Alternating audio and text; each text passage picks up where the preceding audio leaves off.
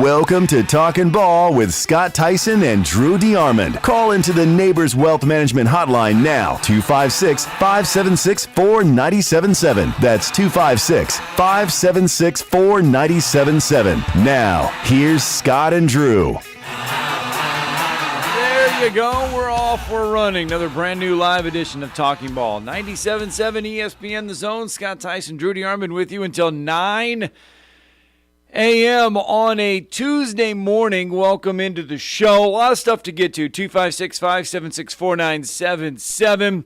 We turn the page on a new week for college football. A week in the SEC that'll actually see conference games. We actually get conference matchups, and a couple of them shall be intriguing, we think, this coming weekend. You're going to get South Carolina versus Georgia. Not saying that is one of the ones that'll be intriguing, but it is a conference game nonetheless. We get LSU and Mississippi State this weekend. LSU, of course, coming off the dismantling of Grambling after being dismantled by Florida State. Drew, I went back and looked at this one. Mississippi State got that big win last week against Arizona.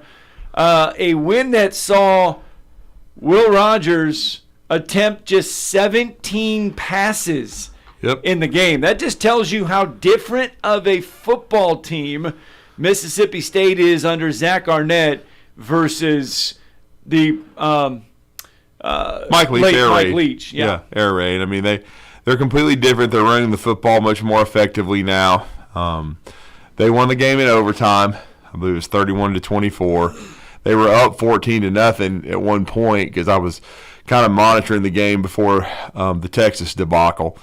And, I mean, no doubt. They're a different football team. I'm going to be really interested to see that matchup because LSU got right from the standpoint they played Grambling and overwhelmed them. But when they played Florida State, they weren't good.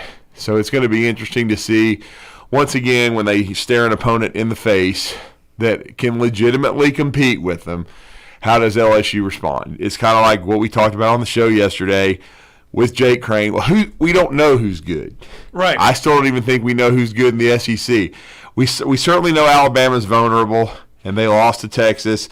You know, is Texas the best team in the Big 12? Are they a true college football playoff contender? Or are they going to fall on their face against somebody like Texas Tech later in the year when, you know, the whole world's not watching? Now, half the world will be because now Texas is going to be a big game for everybody in the Big 12 because they beat Alabama. But I'm just saying, everybody was watching the Alabama-Texas game. Right. But, you know, can Texas stand prosperity? Are they going to step up? So we don't know that yet because last year, I mean, a lot of people thought, well, Texas is going to win the Big 12 because they almost beat Alabama. Well, they didn't come close. And so how is Alabama going to respond? Should they beat South Florida? Absolutely, they should pound them. But then in 2 weeks, Wild Turkey and Lane Kiffin.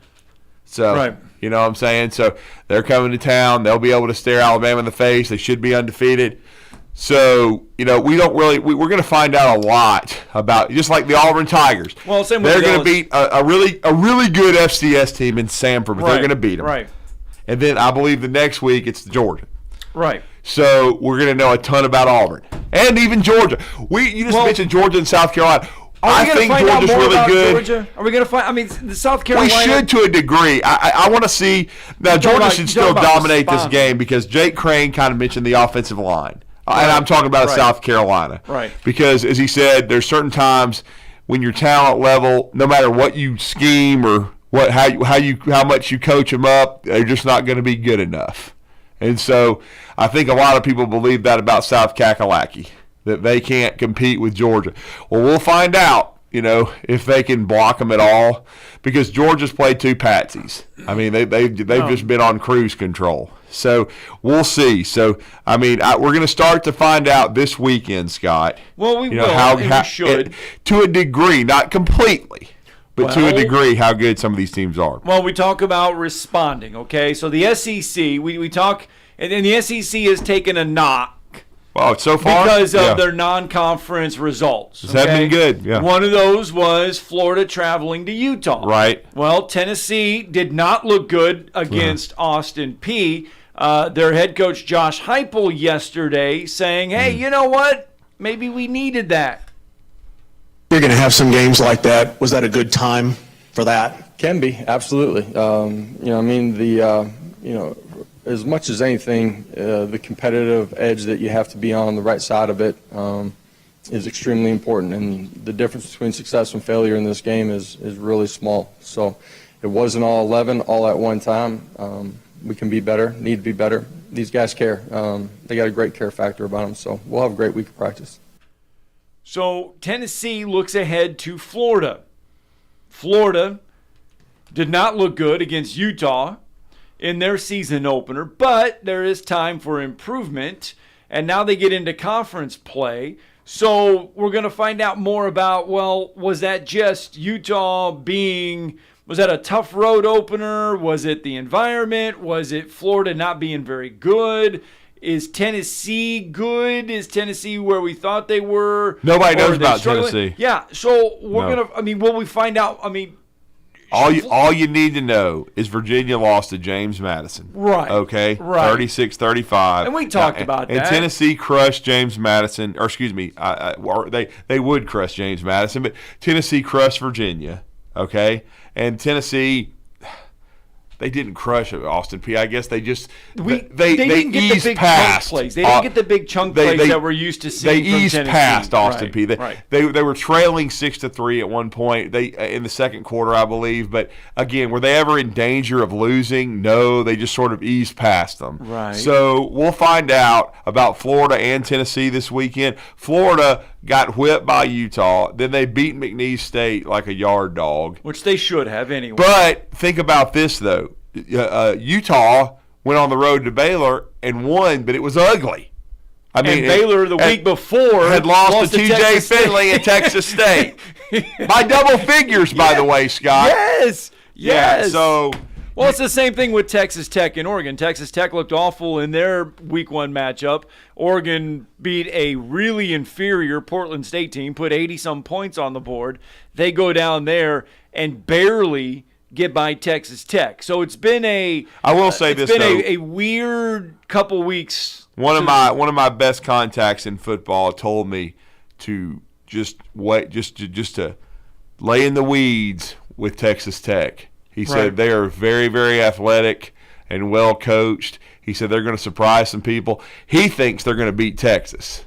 He says because Texas will be flying high. Everybody will be telling them, hey, man, we already ordered our playoff tickets. Hey, man, we got our hotels and all this and blah, blah, blah, blah. Burn! And, they'll be, yeah, Matt McConaughey on the sidelines and all this crap. Because there was a clown, this idiot Texas fan near the press box in Tuscaloosa. Every time those idiots would score, he'd start whistling the Texas fight song. You know what I'm saying? Because, I guess you have to. What is he supposed to do? When you're barely relevant, for like 20 years. You look like you're going to beat Alabama one time. Oh, we won the national championship. Yeah, we'll see. For Alabama's sake, and because they need to win out, and for Texas's sake, because they need to be irrelevant, and Sark needs it for his job. They better hope that they can handle success and get to the playoff. The same guy that told me watch out for Texas Tech still said, I still say that there's a bigger likelihood of Sark getting fired than Texas making the playoffs because this year. Yeah, because he said the fans are just and the administration they're all we've got to this is the year we've got to get there, and of course as you know Texas they haven't been in a playoff or anything like that since Alabama beat them in 2009 in a national championship game or a playoff, so they haven't really even been close. I think this is the first time they've been in the top 5, they said yesterday, since 2009. Yeah. I think. It's the first time that they have been there. So, it's been a minute. Yeah. It's been a minute. But it's all in front of them. They have everything in front of them. They got the win they needed to make the national headlines. Yes. And now they're going to be watched every week. And if they win the Big 12, the suckers are in there. Right. And really, still, we're 2 weeks into the college football season. You can still say that about all of the contenders. We don't even know. Like You can still say I was that asked about all on a the show in contenders. another state yesterday, who's going to beat Alabama in the West? I said, I hope Alabama beats Ole Miss. I said, there's no way you can just sit there and say they're still going to run the table in the West with Nuke LaLoosh at quarterback. There's just no way. I mean, he's probably going to start this next game, and I think Buckner's going to play. But with the quarterback situation, and a buddy of mine made a great point yesterday. I said, well, he only had, to me, 2 accurate throws the whole game. He said, oh, he had 4. I said, what do you mean 4? He goes, the two to Texas was right on point. I mean, he couldn't hit him in between that. He couldn't have hit him between the numbers any better than that, man. They just needed to be wearing the crimson. Yeah, jersey. he said they were just the wrong color jersey, but I mean, they caught him on the run. They was off to the races. Come on. Oh, anyway. Mandy was in the nosebleeds. He saw it. He could see it. He had a good view. I mean, where he was, He obviously heard the Texas band very well then. He heard him. He saw it. Anyway, for the conference games only, okay, we'll go over the non-conference games for the rest of the league here in a little bit. But in case you're wondering, LSU is a 10-point favorite over Mississippi State. That's interesting. It's double figures. On the road, nonetheless. Yeah, I was going to say it's Starkville. On the road. I believe I'd take the points. I think 50, looks like 53.5. Georgia, by the way, is a 27.5-point favorite over South Carolina. I can see that. And then you've got Tennessee, Florida. Tennessee is a 6.5-point Only favorite 6.5. on the road at Florida. So those are your conference matchups. We'll talk about the rest of it in a little bit. 256-576-4977. Let's get out to the phone lines. Shane is with us. Good morning, Shane. Hey, good morning, gentlemen. How are you? Good. Good. All right, so a couple things. I don't expect South Carolina to just up and beat Georgia, but I would take South Carolina. You're saying you'll take the points, is what you're saying.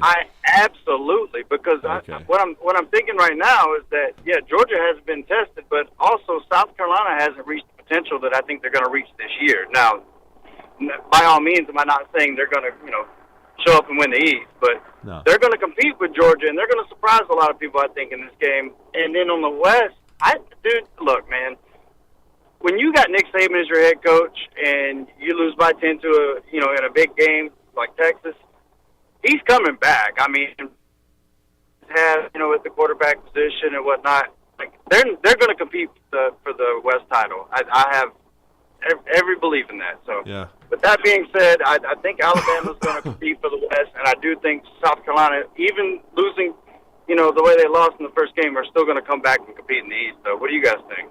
Well, I mean, I definitely think Alabama's going to compete. But I want to see how they react by the time they play Ole Miss. And again, I do remember several years ago when Will Muschamp was at South Kakalaki, they upset Georgia in Athens. And nobody saw that coming. Jake Fromm played awful, and there was a missed field goal at the end, and the Gamecocks upset Georgia. I never saw it coming, but they certainly did, and so it's possible, And so anything, this early in the season. I mean, look, I didn't think they would lose, and they didn't. It was kind of like the Austin Peay Tennessee game, but Eastern Kentucky was beating Kentucky like 10-7 in the third quarter. I mean, you can always play the what-if game. You can say, what if Spencer Rattler has Kentucky the game? woke up, Kentucky won by 11, they pulled away, you expected them to. The problem with what Alabama was doing is they were playing a really talented team, and a team that was more talented than them in some ways and well coached, and they made a bunch of catastrophic mistakes with penalties and turnovers. And when you do that in a big game, doesn't matter where you're playing it, even if it's in an electric Bryant-Denny Stadium, you're losing. Well, what if Spencer Rattler plays like he played against Tennessee? What if the offense is in flow? If the offense is in rhythm like they played that would be the biggest shock, only because that would mean what Shane's talking about, that South Carolina offensive line can block Georgia. That would mean they'd have to have blocked them, and that would be something I would be shocked at this point in time, considering how banged up South Kakalaki is. I'd say that the chances are higher that Rattler won't finish the game. Because they won't be able to block for him. So, I mean, but if they give him time and he gets hot and Juice Wells is back, I haven't seen the injury report, but you never know. I mean, in any sport. Now, 28 or 27, 28, whatever the hell it is, that's a lot of points. Okay, Absolutely. but Georgia is at home. 27.5. We'll see. Yeah, Georgia's at home, but I mean, I'll just finish by saying every time those kids, they get beat down, they always come back and play for Shane Beamer, and then that's. Oh, I like Beamer. I'm a Beamer guy. Yeah. Absolutely. So thanks for the comments, guys. You guys have a good day, man. Have a good Thank one. you, Shane. All right, let's get one more phone call in before the break. Let's go to Strawberry first here on the Neighbors Wealth Management Hotline. Morning. Good morning. Hey, what's up? What's up, Strawberry? Talking about Tennessee Yeah. looking real flat. I'm a Tennessee fan. Yeah, they're flat. They're flat. It's normal. I mean, Yeah, well, early in the year, and you're playing an opponent that you got overmatched. I've seen it a million times. yeah. Well, it was like 3 to 4 offensive plays. They played the whole game. Yeah. And I mean, I was sitting there watching the game, and like time of possessions, like relatively even. Plays are relatively even. We've got 6 sacks. It was kind of like they were going out there and just trying random stuff just to see what it would. I've seen Saban do that where it looks like they're working on stuff, because I brought up a game to some people this week because they were talking about Alabama's offensive line's awful, and they're terrible, they're supposed to be the best in the country. I was like, everybody remembers how good the 2012 offensive line was at Alabama. It's one of the 3 or 4 when people mention Alabama's offensive lines of all time, they're mentioned. And that team lost a game. And I watched them play Western Kentucky, and they won 35-0, I believe was the score. And Fluker gave up 4 or 5 sacks. Dude was a first-round draft pick, but it was awful. I mean, they looked terrible. Yeah, they just looked flat, as in they were trying weird stuff. And there were some terrible calls in the game or whatever, but it wasn't. I don't think it was as alarming as some people reacted. Some Right. people I wouldn't sound alarms. I would sound alarms if they struggle against Florida from the standpoint, if Milton struggles or whatever and the game's close, then I would be okay, because we've already seen Florida's offense against a high caliber opponent and it didn't look good. Right. So we're going to find out a lot about both those teams. So again, We'll find out about the Tennessee secondary, maybe. The secondary going to finally maybe get tested. I mean, you're going to figure it out, kind of, what's going on. Unless you play a high caliber opponent, and really, so far, I guess you could say, Florida played Utah, their high caliber opponent. They lost decisively. Alabama lost, got whipped. I mean, so again, and LSU got whipped. So you have seen them play some high caliber opponents, and those are games that are concerning to you. But if you're flat and you win 30-13 or whatever it was, like Tennessee did, I wouldn't be that concerned about that. I mean, I just think what you just said, Strawberry, they're working on stuff. They understand they can win that game and maybe not play to their maximum capability, because the old saying I've always heard from coaches is you can only get up for 3 or 4 games a year to your maximum capacity, and the rest of it is just being even keeled enough to execute and beat people. Yeah, there's no doubt. Yeah, I mean, if they can start catching the ball, they're good. That's the biggest. Gotcha. Yep. So, thanks, guys. All right, thanks. All right, let's get a break in. When we get back, we are going to get back to the phone lines, 256-576-4977. Plus, check in on Nick Saban and Hugh Freeze. You're listening to Talkin' Ball on 97.7 ESPN, The Zone. Got a wreck in Madison. This one's 72 in Uptown Drive. It's got a big truck involved. It's a T-bone accident, so there are some injuries involved. Uptown Drive is west of Hughes Road. And we got one at Old Highway 20 in Greenbrier. No injury reported on that one. Dr. Sandman has the Somnodent, a safe, insurance-approved alternative for snoring and sleep apnea. Dr. Randall Sandlin, 350-CARE. Captain Eck in the 72 and Jeff Popeye Skywatch Traffic Center. Ann Adams with Berkshire Hathaway Rise Real Estate is the one name to know if you're buying or selling real estate. With years of local experience, Ann Adams offers buyers in-depth knowledge of the local housing market and will narrow available properties down to those you'll be interested in, so you can save time when shopping for your new home. If you're ready to sell, Ann offers a seamless process using accurate pricing and expert negotiation skills to make sure you get a fair price for your home. Call Ann Adams today at 256-337-2625 or log on bhhsriserealestate.com. Tom Luganbill here for my friends at Woody Anderson Ford. Bobby White and his team take great pride in their service department, and you can see it the moment you walk into those beautiful new service lanes. And just like a championship team, they all work together to make sure your experience is second to none, whether you drive a Ford or not. Also, check out the gold certified pre-owned inventory at Woody Anderson Ford for great deals every day. Stop by and see them at Jordan and Sparkman or at Woody Anderson of Madison on Hughes Road, or visit WoodyAndersonFord.com. When I chose a garage door company, I did my homework. I needed precision overhead garage door service. They have a 5-star Google rating. I checked their reviews and liked what their customers had to say. Precision overhead garage door has lifetime warranty packages. Same-day service if I call before 2 p.m. If they can't make it the same day, my service call fee the next day is waived. They did a 25-point safety inspection on the door and operator. Now that's peace of mind. Residential, commercial, and gate services. Precision overhead garage door service. Call 256-400-4500. Finding great candidates to hire can be like, well, trying to find a needle in a haystack, but not with ZipRecruiter. Its powerful technology actively finds and invites qualified candidates to apply to your job. So while other companies might deliver a lot of hay, ZipRecruiter finds you the needle in the haystack. See why 4 out of 5 employers who post a job on ZipRecruiter get a quality candidate within the first day. Try ZipRecruiter for free at ZipRecruiter.com/free. That's ZipRecruiter.com/free.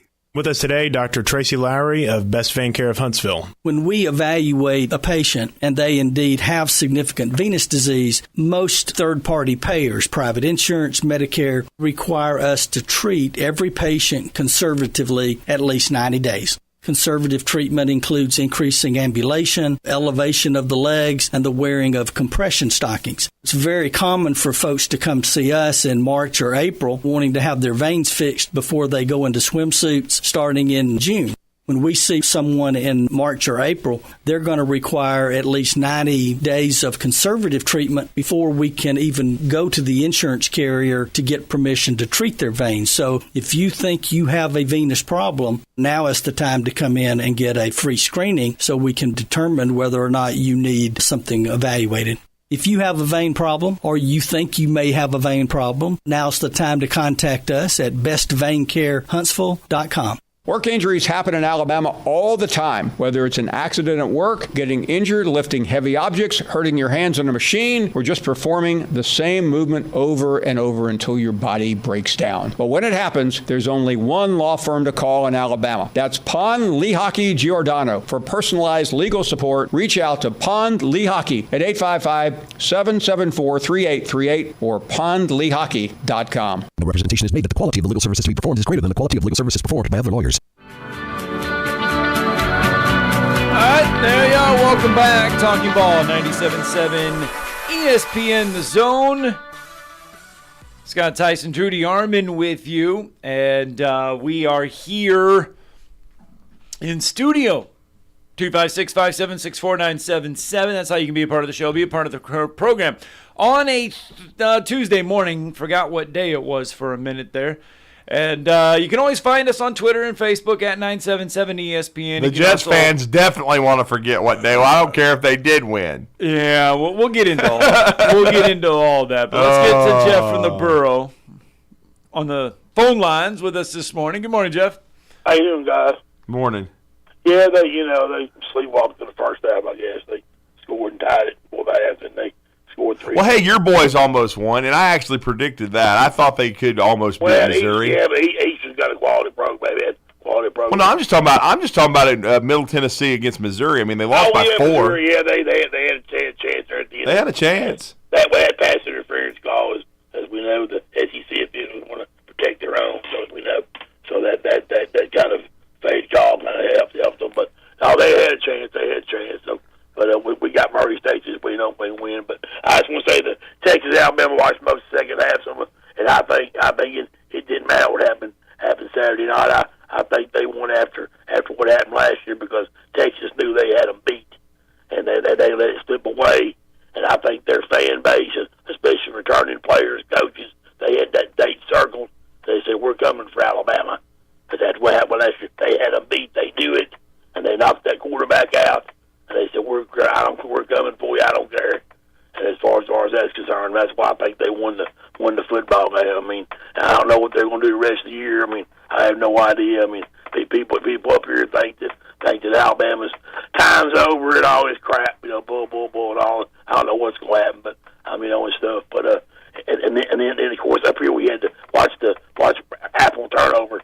Sunday turned it over 3 times. So that's my favorite flavor. As he turns it over, and Vrabel keeps running them out there as they can't get a touchdown. 6-5. Tannehill's not very good. I'll agree with you there. He's awful. He's awful. He's flat out awful, and Vrabel don't know what to do. He's out there. He keeps running them out there and running them out there. So, like I said, he ain't no football coach at all. He won his rings because he had a coach Belichick. That's why he won his rings. It wasn't him. I can tell you that right now. He wasn't no ball player. Just like Belichick was his coach. That's why he run them. So, I mean, they're going to keep running them out there and running them out there. They'll try to see what they can do. And maybe they'll find them a quarterback. But I don't want to say, guys, the new stadium that the Titans are You're talking about in Nashville they're building? Nashville, yeah. The taxpayers are going to be on the hook for over $1 billion in interest. $1 billion, wow. In interest. And the state's going to be is going to be online for $250 million in interest payments, and that Nationals issued over $700 million in bonds, and they've estimated they're going to pay about $840 million in interest over the next 30 years for this stadium they're going to build. The stadium they're going to build for the Titans. This dome deal that they have got, but and everything. But no, I don't know what's going to happen. Have the rest of football season. I'm sure. Drew, you enjoyed Miami Saturday, didn't you? The beating on Jimbo. Well, not really. I picked A&M. I said on another show yesterday too. I'm done with that. I should have known. You picked the Peckerheads, and they're gonna fall on their face and get whacked. Well, yeah, no, but you love Texas A&M somehow. Oh my goodness! I heard the propagandist was on a plane with a bunch of boosters. I hope they all enjoyed it, wallowing in their crap. Well, I mean, come up with the $70 million and pay the doofus brain off. That's what you got to do. Well, that's just the way it is in the SEC. But somebody told me yesterday there's not a strong team in the SEC this year. So we don't know yet, Jeff. Truthfully, I don't think we do really. Who's good? It might be the Pac-12 year that they won. Maybe 20-1 in non-conference play. That would be the Conference of Champions, and Bill would go out with a blaze of glory like this. How ironic would that be if they go on to get into the college football? What if they won it? And not only get in. Let's say Oregon, or let's say Lincoln Sharman finally gets a defense. And USC or Oregon, one of them step out and win in the final year. I mean, who knows? It could happen. I'm not saying it couldn't happen. I'm just saying that Auburn barely won over Saturday. So I mean, they must not have played very well either. I mean, to be honest, they found a way though. Well, they found a way to win. So, yeah. But hang in there, guys. So we appreciate it. Let's get one more phone call in. Wolverine Dan with us, sir. Good morning, sir. What's up? Good morning. I got a complaint and a question. Which one do you want first? Go ahead and complain first. All right, complain. All right, Monday Night Football, ESPN. Stop showing Rodgers' calf being separated from his Achilles, and it pops. It's like the Joe Theisen. Remember that, Drew? Oh, yeah. You remember the Giants and the Redskins, yeah. I saw it. All I needed to do was see it once, right? Okay. Right. So and they must have showed it about 30 times. Every time I got to that point, I turned my head. I can't watch that. Why did they do that, Drew? It's just because it's Aaron Rodgers, just like it was Joe Theismann, and it's a horrendous injury. You knew Joe's career was probably over, and we don't even know now with Aaron Rodgers because there was all that hype of the all-off season. I kept getting texts, what's Mike Greenberg doing? What's Mike Greenberg doing? Because, he's a Jets fan, and he's always talking about they're cursed. And, everybody thinking they're going to the Super Bowl, and then bam. People are so sick. It's like the people that, get assaulted. There's somebody's on the other end with a phone filming it versus jumping in there and breaking it up. Yeah. Drew, what the hell's going on with this United States of America? Joe Biden's what's going on. Thank you very much. Bingo, ding, ding, ding. Give that man a prize. Yeah. Now, with that said, question. Here's the question. I'm hoping and praying on a cruise ship do they have a sports bar where can I watch my football games? Well, I would Dan, imagine on a cruise I would ship, imagine I if would you Google imagine. that, they've got to have something, Dan. They got to have a bar somewhere with TVs. Drew, if they don't, Drew, I'm going to text you the show and I'm going to say, please help me. Do something. Dan, I'm not trying to get in your personal business, but what's your cable provider? Do you have DirecTV? Do you have a cable? What do you have? I got Hulu. Oh, okay. We should be. Can't you stream it on your phone? Yeah, you should be able to. Yeah, but it ain't. I want a big TV. Well, get you an iPad, Dan, and then just that way you can use an iPad and do it. Well, I don't want to go through the whole dang security crap with all that. So I guess I want a lot, but you know what? I deserve a lot because you know what? It's been a long journey with the Detroit Lions, okay? And now we finally at least have a team that looks like a team, Drew. Right? Yeah. Well, I bet you do. Yeah. You got to get you a Brian Branch jersey, Dan. That's what you got to do. A Brian Branch? Who's that? Brian Branch? He's a rookie. He's a rookie from Alabama. He just ran the interception back.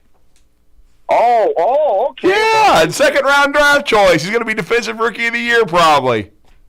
A Branch. I thought you said Branch. No, Brian Branch. Yeah, I'm telling you, he's got a chance to be Rookie of the Year. He's a stud. Yeah, well, I didn't hear it properly. I'm sorry. Him and Aiden Hutchinson together for like a decade. You know what? That could very well happen. Defensively, that's what really was exciting. Because I didn't realize last night the quarterback for the Bills. Yeah. He has a lot of turnovers, and I guess. Oh, he looked awful. He's second to golf or something. Yeah. He said in the highlight, oh my God. I mean, he mill rode it last night, bro. Yeah. Well, anyway, dude, I'm just really excited. And again, Bama Nation, dude, and just when you win out, you get in. As simple as that. Yeah. But if you don't win out, next year again, guys, 12 teams, there's going to be at least 3 teams from the SEC. Got to be at least 3.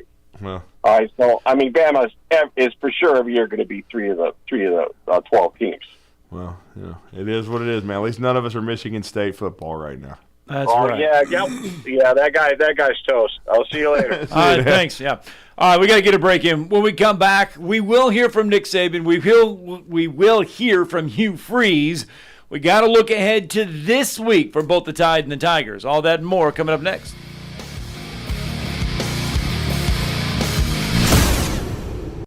You're listening to Talkin' Ball on 97.7 ESPN The Zone.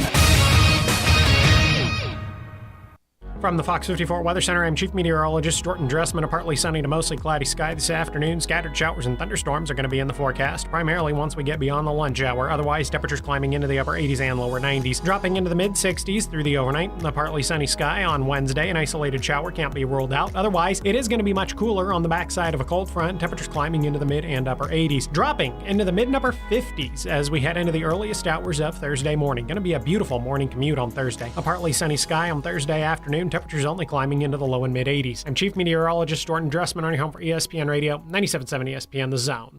Got a wreck in Madison. This one's 72 in Uptown Drive. It's got a big truck involved. It's a T-bone accident, so there are some injuries involved. Uptown Drive is west of Hughes Road. And we got one at Old Highway 20 in Greenbrier. No injury reported on that one. Dr. Sandman has the Somnodent, a safe, insurance-approved alternative for snoring and sleep apnea. Dr. Randall Sandlin, 350-CARE. Captain Nick in the 72 and Jeff Popeye Skywatch Traffic Center. Do you have discomfort in your legs? Varicose veins can affect not only how your legs look, but how they feel. Symptoms of varicose veins include pain, swelling, aching, heaviness, and fatigue. Dr. Tracy Lowry of Best Vein Care of Huntsville can diagnose and treat your varicose veins with the latest minimally invasive techniques. Diagnosis and treatment is covered by most insurances. Call 256-715-7151 to schedule your free screening. Go to bestveincarehuntsville.com. Tom Abraham here from my friend Brian Hamaker and his team at North Alabama Mortgage. Look, buying a home is the biggest purchase you will make in your life, and it can be a bit intimidating, so you want people that can help walk you through the mortgage process and get you the best deal possible. That's what North Alabama Mortgage does, and they do it in Alabama, Tennessee, and Florida, from first-time purchases to refis, conventional, VA, FHA, and USDA loans. They have the solution at North Alabama Mortgage. Visit NorthAlabamaMortgage.com to learn more. That's NorthAlabamaMortgage.com. FlemingRoofingandRestorationMortgage.com. Are you tired of chasing a roofing contractor to show up on time or even show up at all? I'm Sam Fleming with Fleming Roofing and Restoration. Our motto at Fleming Roofing is we show up. Our goal at Fleming Roofing is to provide the reliable customer service that you deserve, and we have the resources to meet all of your roofing needs: residential, commercial, industrial, replacement, or repairs. We are manufacturer certified for roof coatings, single-ply membranes, and asphalt shingles. Whenever you need a roofing professional you can count on, call Fleming Roofing and Restoration. We are committed to finding the solution that meets your needs. We don't have quotas or heavy-handed sales tactics. Fleming Roofing, we have expert experience. We show up. Free estimates, residential, commercial, industrial, replacement, or repairs. Check us out at FlemingHSV.com. FlemingHSV.com. When you need a quick response, it's Fleming Roofing and Restoration. We show up. The kitchen is the heart of any home. It's where the family gathers. It's where kids discover old recipes and make them their own. Just starting out or just now getting started on the dream kitchen you've always wanted? I'm Chris Haygood, and from all of us here at Bob Wallace Appliance to the home builders and the homeowners of the Huntsville area, a heartfelt thank you for buying local. We're in Huntsville, Florence, and Coleman, and online at bobwallaceappliance.com. Hi, my name is Dan Aldridge. I'm here to let you know about the Aldridge Law Firm and the soon-to-be-announced Legal Town Center. I've been practicing law in Alabama since 1984, and I also practice in Tennessee. And I'm from North Alabama, and I'm here to represent you and take care of your legal needs. For many of us, hiring an attorney is not high on the priority list, and maybe a little scary. But it's something that we all need at some point. So by all means, do your homework. And if you need representation for car accident, wrongful death, medical malpractice, nursing home abuse, or estate planning, or any other matter, just give us a call at 256-534-3188. And you can email me at Dan, that is Dan at danaldridgelaw.com. Dan at danaldridgelaw.com. God bless America. No representation is made that the quality of legal services to be performed is greater than the quality of legal services performed by other lawyers. All right, welcome back. Talking Ball, Scott Tyson, Drew DeArmond, 97.7 ESPN, The Zone. That's the place to be. Yesterday, Nick Saban, selective players met the media. Hugh Freeze met the media. Everybody turning the page, getting ready for another Saturday of college football. Tyler Booker. Yeah. Met the media yesterday as well. And he was asked, because, okay, when we were at SEC Media Days, the whole thing was, hey, this offensive line, the identity is going to be physical. It's going to be yes. Yeah. So he was asked about the identity of the offensive line after just 2 weeks. Right. And just kind of listen to Tyler Booker, listen to the words, and listen to what Booker has to say about the offensive line. I would assess our identity as I feel like our identity is still the same, you know? We're still finishing blocks whenever we're in the right position. But that's the thing, whenever we're in the right position, whenever we play with the right technique. So our mindset of still being dominant, still being nasty, finishing blocks, that mindset is still there. We just have to add technique and what we learn in practice to that mindset. But our identity hasn't changed. We're still the same offensive line. We just have to back up all the stuff that we taught this offseason. We just got to prove it now. So he's talking about when they do it right.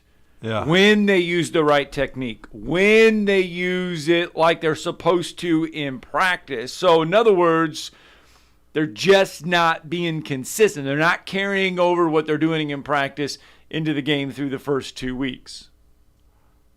No. I mean, look, I don't think the offensive line performance against Middle Tennessee was horrendous, okay? They gave up a couple sacks, but one of them was because J.M. Miller didn't block the freaking, the linebacker on a blitz pickup. Right. All right? You can't block everybody. And they rushed for over 200 yards, and I believe they only had one negative play rushing, and it was the first one. It was like a -3. The rest of the time, they did fine. And Milroe played great, okay? I think it was a B-plus performance, and I thought the overall team performance was an A. Now, on the other end of the spectrum against Texas, after they got off to a good start running the ball first quarter and a half, the rest of it was a D-, Okay, they didn't. They gave up 5 sacks. 2 or 3 of them was on Milroe though, but they didn't run the ball very effectively at all. They barely. I think they outrushed Texas by 2. I mean, they rushed for like 9 yards in the second half. So It was not a good performance. But they played against a really good front coached by the best defensive line coach in America that shouldn't be where he's at. He should be at Alabama, and the other guy should be at, I don't know, Chelsea High School. I don't know where the hell he should be. He shouldn't be at Alabama. For Chelsea. Nothing against Chelsea High School. I love Chelsea. I'm just saying. Nothing against Chelsea. Okay? I'm just saying.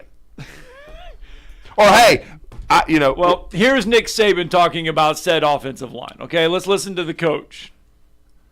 Well, I think we gave up 1 sack on a pressure. Most of it was we gave up a sack on a 3-man rush. We gave up several sacks on 4-man rushes. I think we're too soft setting in the line. We got to be firmer in protection.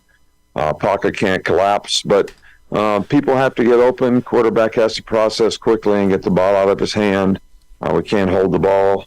So it's a combination of all those things, I think, that was a problem. But it wasn't like there was some scheme that they were running that we didn't have it picked up. We just didn't get it blocked like we need to. Does Jalen Milroe have problems processing his reads right now? Yes. 1 read and then panic?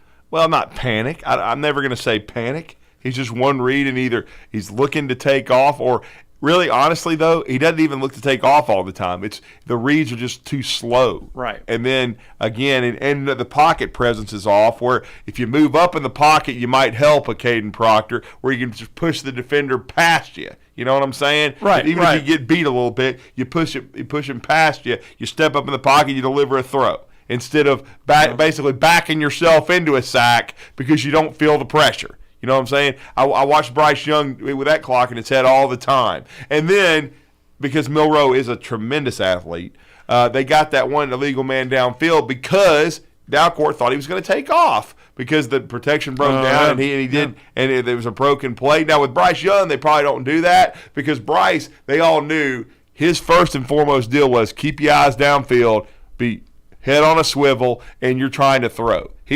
Bryce. Well, people always gave Bryce a hard time for not taking running. off. Yes. That's exactly right. Yes. And so that's how it's different. But again, that's why they're different styles of quarterbacks. That's why they're talking about Alabama running a different style of offense. Maybe they do need to run a zone read scheme.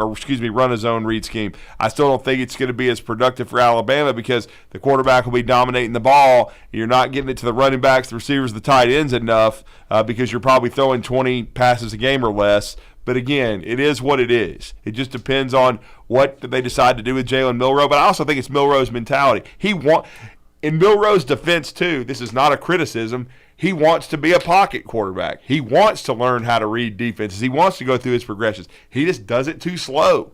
It is what it is. He's just not a talented passer because he was so raw coming out of high school. Right. And he's still raw now. He is relatively still young in his career, even though it's his 3rd year, and I haven't seen a ton of progress. So we'll see. But, I mean, it's not about his arm. His arm is plenty strong. I mean, it's stronger than Tua's.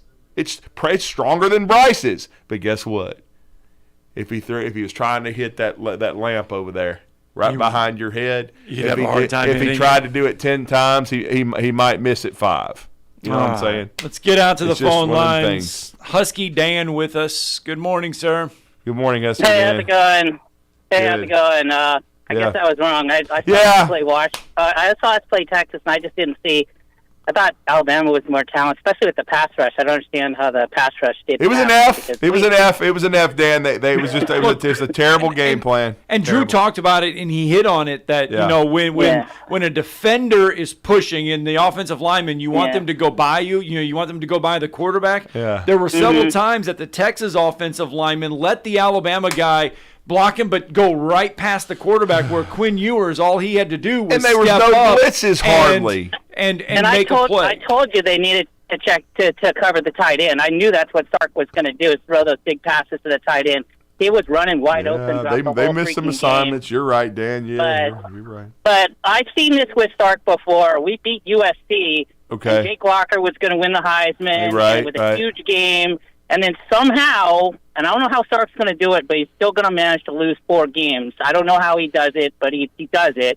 He might lose to Baylor. He might lose to Texas Tech. I don't know how he's going to do it, but he's going to do it because he's never done this before. I mean, he does have a huge amount of talent with that Texas team, but I don't see it with Sark. I mean, maybe he'll prove me wrong, but I don't know. I mean, well, this week for Oregon. Sark, It's not going to be USC. It's going to be UW. I mean, that team, Kalen DeBoer is, he's like the guy from Youngstown State that won all those. We should have mentioned Washington. I mean, we along with USC and Oregon. And head coach, playing offensive coordinator. He's a head coach. He'll end up a head coach somewhere. I don't know where. Maybe.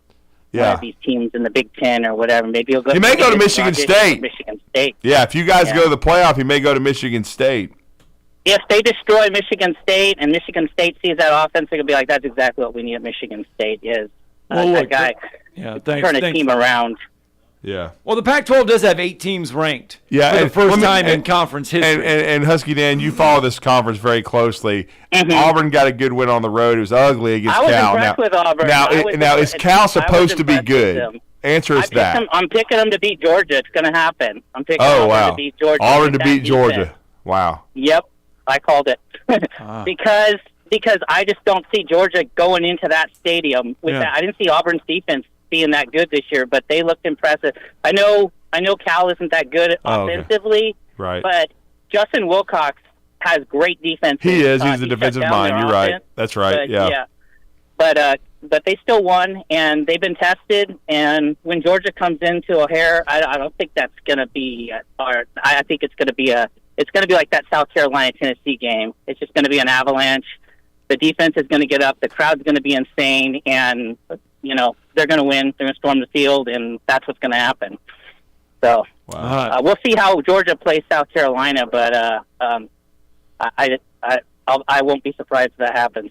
But it'll be a big win for Auburn, probably. Good call, man. Thanks. Thanks. We got to get a break in. It's 7:46. Let's get a break in. Brandon and Jeremy, you guys are coming up next.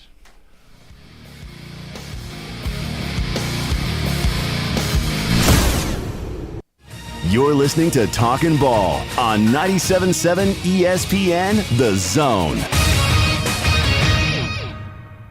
Got a wreck on 565 eastbound at County Line Road. I can't see the wreck itself, but I can definitely see the backup. It's all the way back to Greenbrier. 72 and Uptown Drive, that's west of Hughes Road. That one reported with an injury. Old Highway 20 in Greenbrier apparently turned out to be a no injury. Someone dies from heart disease every 36 seconds. Dr. Randall Burns and the team at Huntsville Heart Specialist on Bob Wallace Avenue can help you keep your heart healthy. Captain Nick in the 72 and Jeff Popeye Skywatch Traffic Center.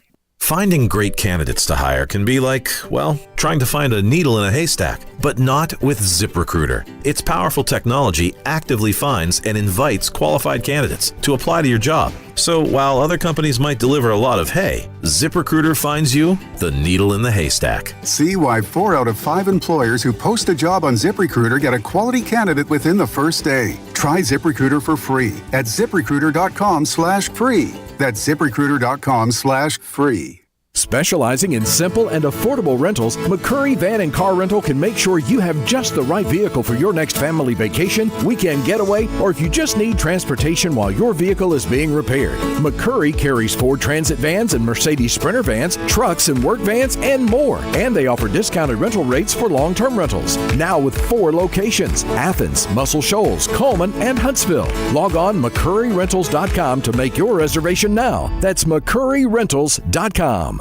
Not looking or feeling your best? No energy for the things you like to do? Ready to look and feel younger? Make your appointment at Advanced Life Clinic, one of the region's foremost destinations for patients interested in looking and feeling their best. Specializing in advanced laser treatments and weight loss, male and female rejuvenation to offset the effects of aging, and more. See how Advanced Life Clinic can help you enjoy your life again. Call 256-882-6555 or log on advancedlifeclinic.com. These days, saving time is important, and saving money is even more so. That's where Eagle Masonry and Insulation comes in. Over the years, Eagle has expanded their services to meet the needs of folks like you in our area. If your home needs updating or you have some projects that you just haven't gotten to, Eagle can help. They install shower doors, mirrors, shelving, blinds, bath hardware, and lots more. Call Eagle Masonry and Insulation today at 256-755-1556. Eagle saves you time, and Eagle saves you money.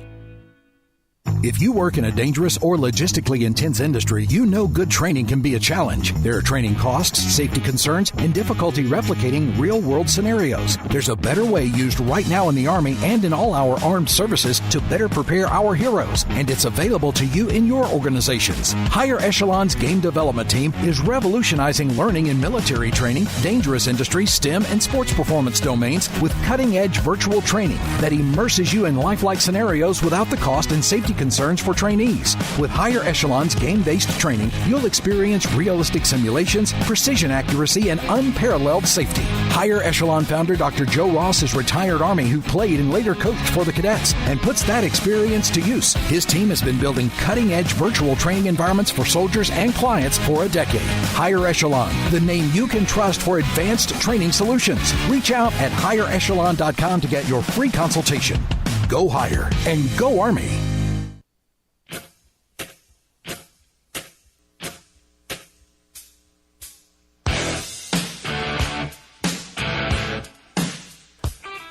All right, welcome back.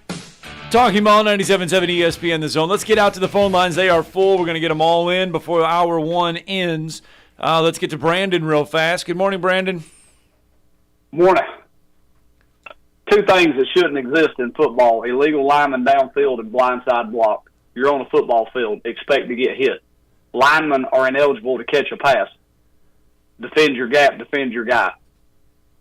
I never liked them. Those rules should be done away with. I know we got our butt handed to us by Chad Kelly and them over a call that should have happened many years ago with Ole Miss, but they make too many rules that they need to really take a hard look at.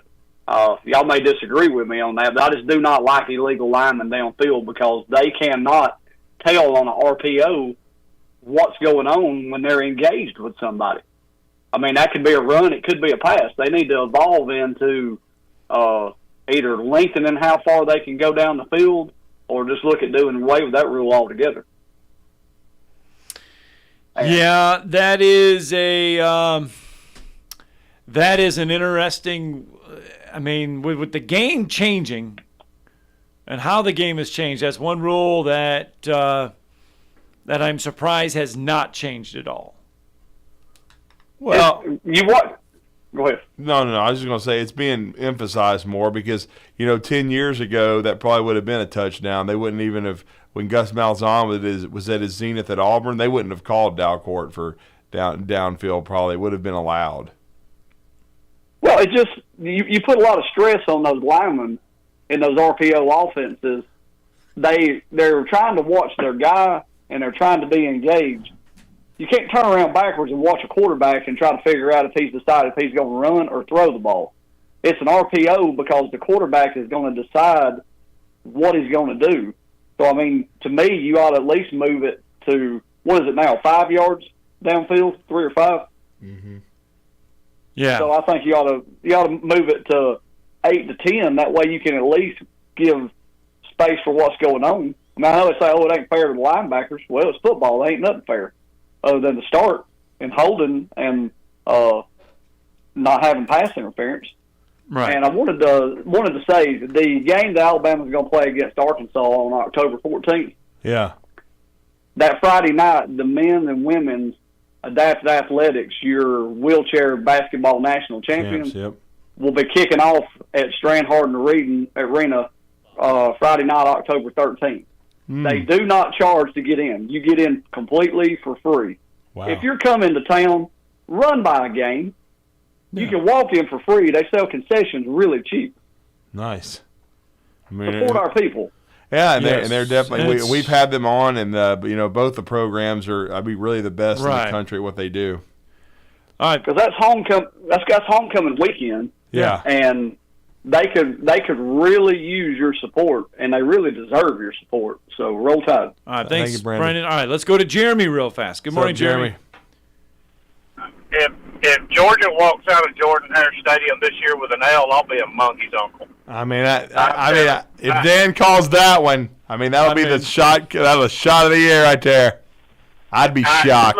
Would you be more shocked if Auburn beat Georgia or if South Carolina beat Georgia this weekend? I'd be more shocked, honestly, if Auburn beat Georgia, because I just think Georgia, it's the South's oldest rivalry. They certainly won't be flat for it. Right. Auburn will have an electric environment. I have no doubt about that. I just don't think they have nearly the talent of Georgia. Now, I don't think South Carolina's winning either. I think that game's in Athens. Athens is going to win that game. But yeah, I would still be more shocked if Auburn won, pulled the win over South Carolina.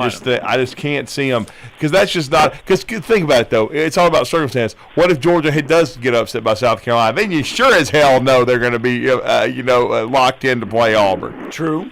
I mean, come on, man.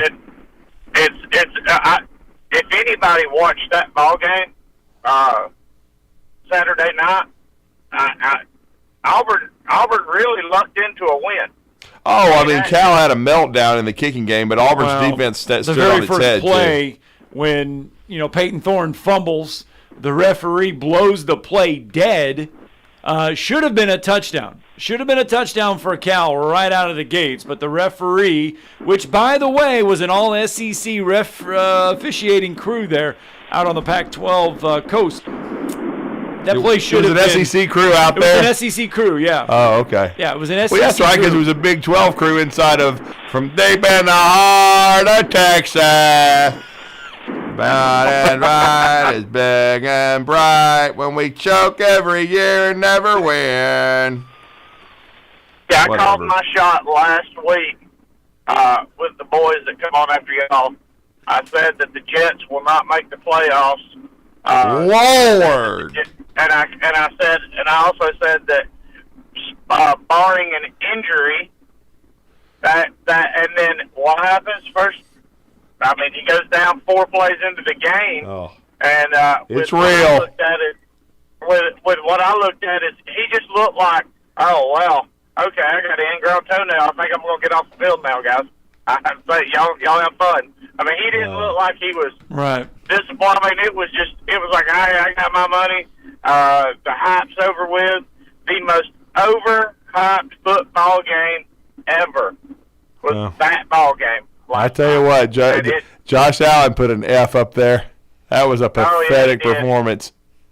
He looked terrible. When Whitehead gets about $10 million a year at safety, Whitehead, the kid number 3, he needs to just thank Josh Allen for throwing up prayers so he could intercept them, man. I'm just telling you, that kid balled out. I turned the ball game off, and then I turned it back to see what the final score was, to see if it was over yet, and they were going into overtime. And I was just like, I was like, well, I guess I'm watching overtime. They all watch it. This is not a bad. Watch the field goal plump through. But the Jets are all excited that they won that ball game. But what are you excited about? I mean, because if he's done.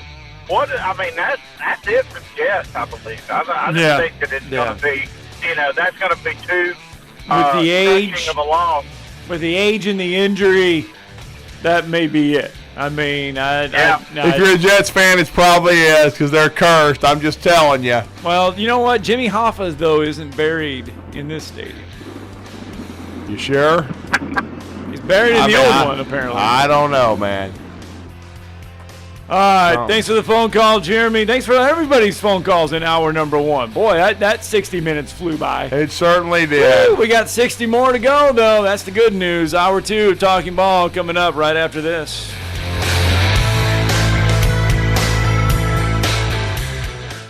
This is Brent Musburger's VSiN Action Update on 97.7 ESPN The Zone. Unlike other credit cards that decline sports betting transactions or treat them as a cash advance, the GBank Visa Signature Card can load directly to your favorite sportsbook apps. G.bank/VSiN.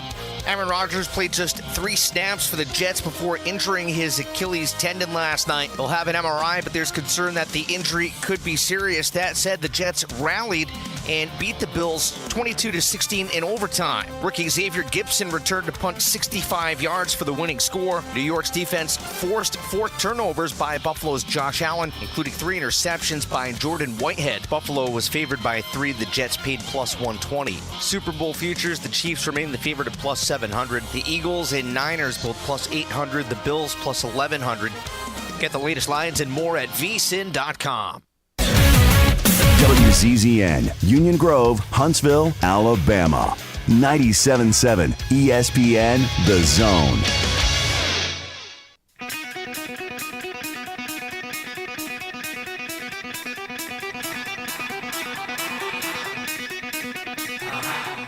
Welcome to Talkin' Ball with Scott Tyson and Drew DeArmond. Call into the Neighbors Wealth Management Hotline now, 256-576-4977. That's 256-576-4977. Now, here's Scott and Drew.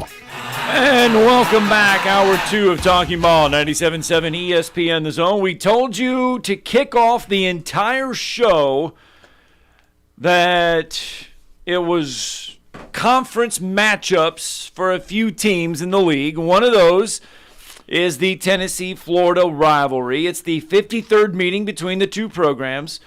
22nd time Florida will host Tennessee in that 53rd matchup. The Gators have not lost to the Volunteers since 2003 at home. Last year's meeting, Florida tallied 594 yards of offense, a season-high 453 yards passing from Anthony Richardson. Florida actually outgained Tennessee last year, They did. 594 to 576. Outpassed the Vols, 453 to 349. Yeah. But it was Tennessee getting the win. Part of the signing bonus that Anthony Richardson got, he probably should give to Tennessee since he threw for almost 600 yards. But we're going to talk Gators with our next guest. He's host of the annual Gator Blitz podcast. He's covered the Gators for a long time. To me, there's no one that's more well versed in the history of Florida football, both past, present, and future. He does an outstanding job. He's also got the gridiron growl. It's always great to catch up with Mark McLeod, who's with us on the Neighbors Wealth Management Hotline. Mark, welcome back to Huntsville this morning. You're with Drew and Scott. How are you? Hey, good morning, guys. Always good to be on in Huntsville. Oh, it is. It's great. I mean, I know you were you covered the game against McNeese. Did we learn anything about the Gators, though, coming off of that loss against Utah? I think the thing they learned is they could respond to the coaching, and I think the guys were embarrassed overall by, the numerous mental mistakes. Yeah. I mean, we're talking mistakes that guys don't that they make in youth league football and are corrected in youth league football. Right. The mistakes were just ridiculous, and I think that's the biggest takeaway from that game is that Florida played a relatively clean game. They really did mentally. You didn't have the mistakes. You didn't have the penalties at all. There were very few penalties on the Gators, and I think the second thing they did is they went out next week, and that's something that they didn't do against Utah. Utah game was weird, guys, in the fact that you expected with 40-plus guys on the roster who just arrived on campus in January that you were going to see some mistakes, that you were going to see some guys that looked a little slow because they were thinking instead of just reacting, and you saw far more of that against Utah than expected. And last week was a much better look. So let me ask you this, and there was a lot of talk about, and there's always that debate of playing a big-time Power 5 game, ranked game right out of the gate. Yeah, in other words, inverting the schedule. So what if they would have played McNeese first and then Utah, Mark? Yeah. Do you think Florida might look a little different? Well, you, Scott, are echoing what a lot of the fans are saying. Okay. That you really are. And that's what I heard that a lot. Saturday, I heard that a lot, and Sunday and Monday.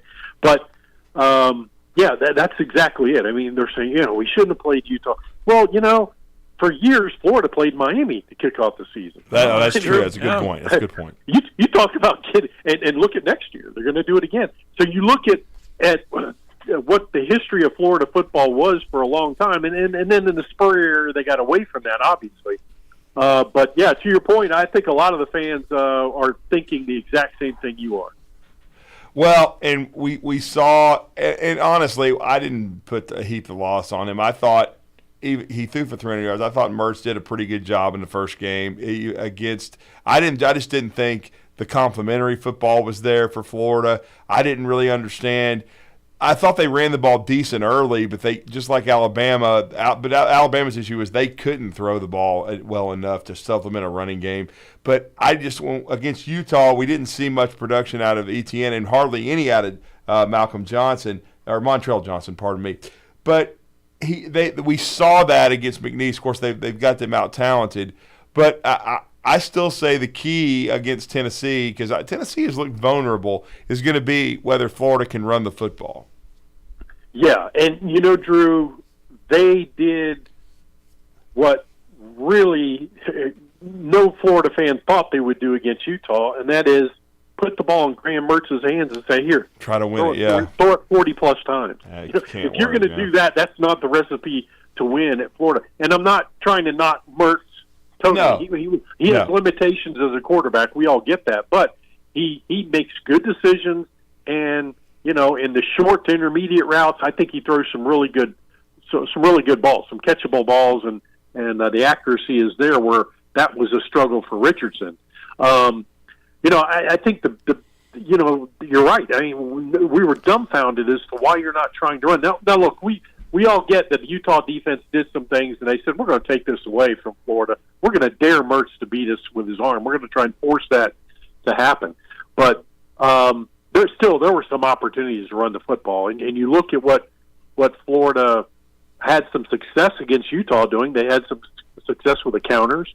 Some of the traps worked. So they had some success, but then they kept trying to run, it seemed like, far too many times when they did run the ball, and that was limited, but off tackle. And Utah has some team speed there. Not across the board, but there's probably four guys on that defense that can run.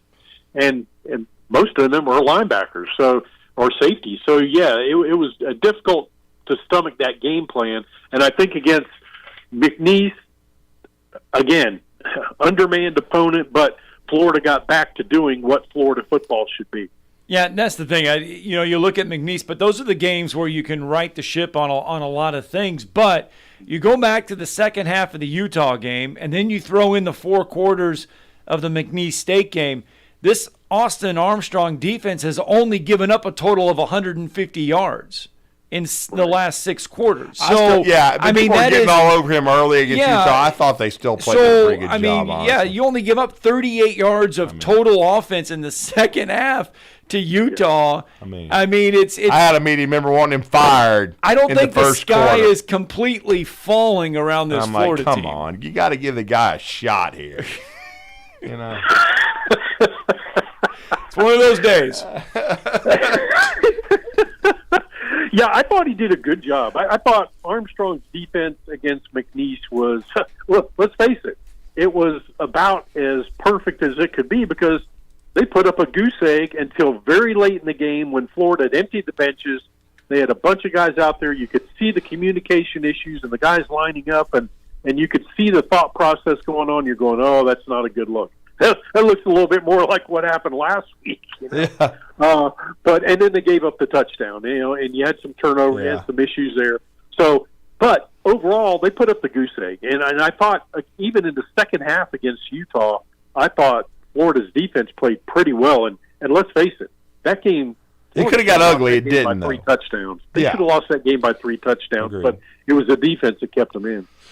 Well, I mean, Tennessee has looked pedestrian to me in their first two games. This will be a check your oil kind of thing because Scott brought it up. They still haven't won in the swamp since 2003.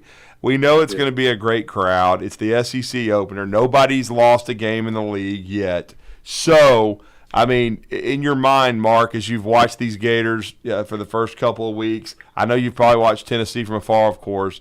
What's the key for the Gators to have a shot against the Vols?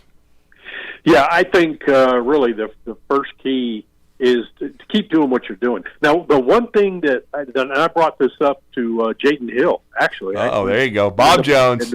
I got your guys. When in the post game, I asked Jaden, I said, because he had one hit him in the hands and he dropped it. Right. It would have been a pick six, probably. Then there were two other guys that had balls that bounced off their hands. And I asked him, I said, look, the first two games, you guys are clean. I mean, there's no interceptions. There's no takeaways. I said, is that something against with Tennessee, Kentucky, other teams coming up, conference play? Is this? He said, yes, that's something that we have to address. We know that's something that, when the ball's there, we can't afford to miss that opportunity. He goes, and we did miss some opportunities tonight. And so that's where they're at. I think that's what has to happen for Florida. Again, no takeaways yet this season for Florida, 2 games in, but that is one thing I think that has to happen for Florida. Offensively, I think they've got to go play their game. I think they've really just got to go play their game and establish the run. This past weekend, after throwing 40-plus passes against Utah, Mertz only threw 17. Now, granted, he went out of the game a little early, and they got a couple of backups got some work, which they desperately need at Florida. But still, I think that's the right formula. If Florida throws the ball around 20, 22 times a game, I think they've established the run and can get Montrell Johnson and ETN going. I think that's pretty good. Tennessee seems to be an elixir, though, for this Vols offense in a good way, because in the last 8 straight in this series, Tennessee's offense has put up over 300, or Florida's offense has put up over 300 yards against the Vols in 8 straight in the series, and they've scored 26-plus points in 8 games in a row in this series. So do you see Florida being able to put up over 300 yards of offense and over 26 points again Saturday? See, I think that's going to be a struggle. I really do. I'm not sure that the Florida offense is there yet. And again, like you said, against McNeese, what did we learn? I mean, there are certain things that we certainly took away from that game, but it wasn't a quality opponent, and it's going to be very interesting to see. Now, the key for Florida offensively too, a second key would be Kingsley Eggleton is back at center. Here's a veteran guy that's played 3 years for the Gators. They had Jake Slaughter in, who really hadn't started for Florida. He has played a little bit in his 2 years in Gainesville, but I think that'll be a much better look for Florida. It'll help that offensive line out. I think maybe we'll see the offensive line again continue to come together, because remember, guys, there are 3 new starters on that offensive line. Mm-hmm. I think too that Florida really. You talked about the series, Scott, and I think that's so important. You and Drew had to love what Billy Napier did in telling us yesterday at the press conference. He said he went to those players and he told them, Florida, Tennessee, this used to be an incredibly important series. And he talked to them. He said, this is a big, big game, and it has always been a tone setter. For many years, it was a big game in college football in determining what was going to happen. In terms of SEC championships in football. I love that Napier did that and went with historical. Yeah, because a lot of times the winner of this game, it would almost decide the division that early, because you would get the tiebreaker there, and these were the 2 best teams in the SEC, East, even more so than Georgia back in those days. And so it is a big game, and it gives you a leg up, no question about it. This would be the kind of defining win for Billy Napier that would really, I think, get the fans excited. You're exactly right. And I was thinking that same thing last week, Drew, because what's that game? That game in his career is the first game he ever coached, and that was against Utah in the Swamp, or nobody expected really Florida to win that game. They thought it would be it could be competitive, but nobody really had Florida penciled in as a win, and they got it. This could be the game that kind of gets everybody to calm down a little bit in Gainesville after watching that first game and really going back to last year. Because, again, you had 4 consecutive losses in the Napier era. Mm-hmm. So this could be a big step forward. But, again, defensively, you've got to start getting some takeaways. You've got to continue to find ways to pressure the passer because they had no sacks against Utah. And, they're thin on the edge. But they've got some good guys inside. They've got some good linebackers. So they do, and Scott, you gotta love it, man. I went and looked at the stat sheet. The 2 leading tacklers for the Gators, Shamar James and Jaden Hill. What do they have in common? They're from Alabama. Freedom, Alabama. So Mark, ultimately, do you think Florida? I mean, Saturday night late after this one is all said and done, because it is a late kick, 6 o'clock our time, 7 o'clock your time. Ultimately, I mean, is Florida good enough to get this win Saturday? I think they are, but whether they will or not, I have no idea. But yeah, and by the way, well, that's about the whole SEC season as a whole right now, isn't it? It is. Nobody knows. You go to SEC. I was telling people this the other day, and I said this on radio last week. You went to SEC media days and you looked at offensive line issues, offensive line questions, and there was like 8 teams. And then you look at the returning quarterbacks, and you're like, you got a handful of returning quarterbacks, and that's it. You knew there were going to be some offensive problems, and boy, as it reared its ugly head. So, yeah, I think Florida, the swamp atmosphere at night, I think, guys, they had 88,000 plus at that McNeese game after that showing against Utah. Yeah. Those fans are jacked up. They want to see a great game. So I think the fans could play a huge part in this. If the defense continues to play just as we've discussed during this segment, guys, and continue to take that next step up as they did in the second half against Utah, and they did in this game against McNeese, I think that is real hope for Florida. Another area where Florida's got to get right, the ship righted, guys. Special teams play has not been good in 2 games for Florida, so they've got to iron those things out. Well, they certainly do. You're going to have full coverage from Mark McLeod.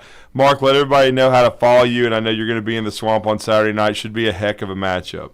It should be. Yeah, at McLeod Live, MCLEOD Live. And on behalf of the Gator Nation, we thank you for these fine players we've been able to bring in from high schools in Alabama. We love Jaden Hill, man. He's overcome so much to get back. I hope he ends up in the NFL.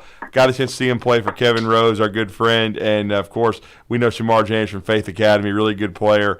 And he's having a fine career. But enjoy the game, man. We always appreciate it. Thanks, guys. Always good to be on with you. Let's get a break in. When we come back, phone lines are back open, 256-576-4977. Plus, we're going to hear from Hugh Freeze and the Auburn Tigers. A lot to get to.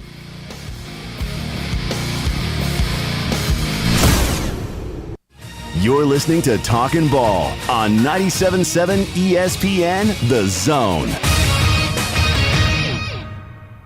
Got a couple of new wrecks now, 431 northbound at Cove Creek and County Line at Production Avenue. Both of those are no injury. 565 eastbound at County Line did have an injury involved. 72 in Uptown, that's west of Hughes, also reported as an injury-type accident. Snelling needs a junior purchasing agent, a temp receiving clerk, and an admin with accounting experience. Snelling, how the area's best companies hire talent. Huntsville.snelling.com. Captain Nick in the 72 and Jeff Popeye Skywatch Traffic Center.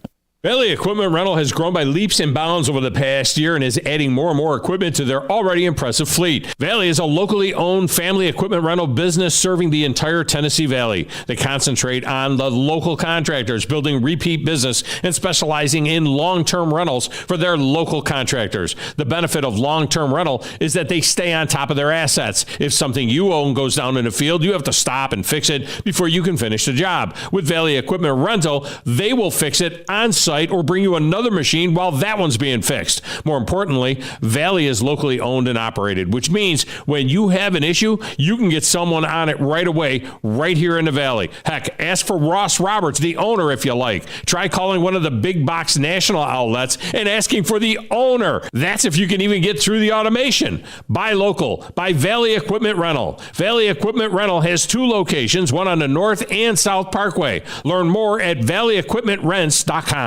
Here's Bobby White from Woody Anderson Ford on their service department. President's Award winner 2 years in a row. That's only given to the top 10% of Ford dealers in customer satisfaction. So we're very proud of the service department. And our body shop. If you happen to get into an accident, which not a lot of people just want to go down and see a body shop, but if you get into an accident, award-winning body shop. We have state-of-the-art paint booths back there. They're waterborne paints that we use, friendly for the environment. We've got our production system, the way things are in and out. We have the fastest cycle rate in town of getting your vehicle in, getting your vehicle out, and assured that it's fixed right. We take pictures before it's wrecked, and not only after, but we take it as we're putting the parts on. All done to above industry standards. So I'm proud of our body shop too. Don't forget our parts department. So if you happen to need parts, performance parts, or just parts if you're a weekend mechanic. Woody Anderson Ford, located at the corner of Jordan and Sparkman, as well as Hughes Road and Madison. You can also check out the great deals at WoodyAndersonFord.com. With us today, Dr. Tracy Lowry of Best Vein Care of Huntsville. When we evaluate a patient and they indeed have significant venous disease, most third-party payers, private insurance, Medicare, require us to treat every patient conservatively at least 90 days. Conservative treatment includes increasing ambulation, elevation of the legs, and the wearing of compression stockings. It's very common for folks to come see us in March or April wanting to have their veins fixed before they go into swimsuits starting in June. When we see someone in March or April, they're going to require at least 90 days of conservative treatment before we can even go to the insurance carrier to get permission to treat their veins. So if you think you have a venous problem, now is the time to come in and get a free screening so we can determine whether or not you need something evaluated. If you have a vein problem or you think you may have a vein problem, now's the time to contact us at bestveincarehuntsville.com.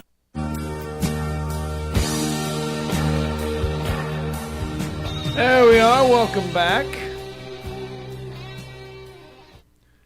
Talking ball.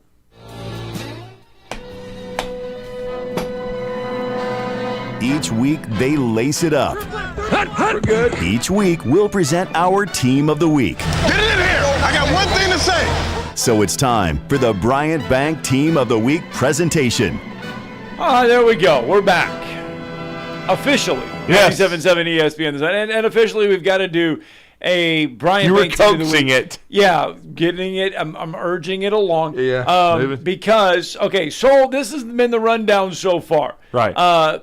If you have been named the Bryant Bank Team of the Week, it is not a curse. Not this year. Not this year, because the Bob Jones volleyball team is still perfect. Aren't they and like 21 in a row or something? Yeah, and they have cracked the national rankings. In the country. They beat some nationally ranked teams the other day. Bob Jones volleyball is nationally ranked, okay? They were our first Bryant Bank Team of the Week. So they're boom, got them. All right? We've also had Elkmont, the Red Devils. Okay, the week after we named them, 64 to they nothing. scored 64 points. So boom, we got a successful right there. The Lee Generals. Okay, they were last week's Bryant Bank Team of the Week, and our good friend Ken Watson from Bryant Bank goes over there. He's a Lee alum. He gets them all fired up. Bam! They go out and they beat Hazel Green. Yeah. So if you are the Bryant Bank Team of the Week, your following week game, man, we're setting you up for success. Is what we're doing. Yeah, and this week, congratulations goes out to the Sparkman Senators. Yeah, what a huge win, 21-18. They were dominating this game for the first half. I know they were up 14-0 at one point. They survived. They missed field goal in the last play of regulation to win 21-18. You heard that on our network, our high school streaming network. Joe and John Abraham on the call for that. So the Senators now are 3-0. They played an unbeaten Austin team that had been very impressive, Scott. Yeah. We talked about that the first 2 weeks because Austin whipped Hartselle, who's got a good football team, 28-17. They blew out Decatur in the River City rivalry, and they came in on the road at Sparkman, tough place to play. And Austin had won the game 24-21 the year before. So just a huge win for the Senators and Ronnie Watson in his first year coaching as LaRon White has retired. So what a huge win for the Senators and getting off to a 1-0 start in region play in 7A Region 4. And for that, with our great sponsor, Bryant Bank, they are now our Bryant Bank Team of the Week, the Sparkman Senators. Congratulations to them in this tremendous start for Sparkman over there at the Capitol. All right, so we will be on hand to present Sparkman a presentation, a very well presentation with Bryant Bank later this week. So make sure you stay with us on 97.7 ESPN Zone on Facebook and Twitter to follow along for that presentation. Yeah, and I want to give a shout out to one team. I mean, we have, as you said, Scott, our great sponsor, Bryant Bank. Yeah. We don't just do football. We did Bob Jones volleyball. And they're nationally ranked. They've won 21 in a row. You just mentioned that. They were one of our teams of the week as well the first week. But this team is not team of the week, but I want to give them a shout out because they've only had football for 17 years, and in that kind of period of time, that's not a long time. Okay, they haven't even been around 20 years. But I got to give the Woodville Panthers right down the road a big shout out for the first time ever. And we know Joel Poole. He's been, at 3 different places in our community at Albertville, DAR, Madison County, won a lot of games. He's now the head coach of the Woodville Panthers, and they beat Cedar Bluff for the first time ever in 17 years, 38-27. That's huge for that program because it's still basically in its infancy. And Joel Poole has gone to DAR and won. He won at Albertville. It's the last time probably they were really competitive in football before they made the jump to 7A. Had to do that, but then also he won games at Madison County. So just a shout out to the Woodville Panthers for getting a big win. All right, let's get out to the phone lines. 256-576-4977. Joey from Huntsville's with us. Good morning, Joey. What's up, Joey? Hey, what's up, guys? How's it going? Good. So, been listening the last couple of days to the Alabama fans having a meltdown. And yesterday I was listening to this one caller on Feinbaum, and he was saying that, it's past Nick Saban's prime. He's got to go.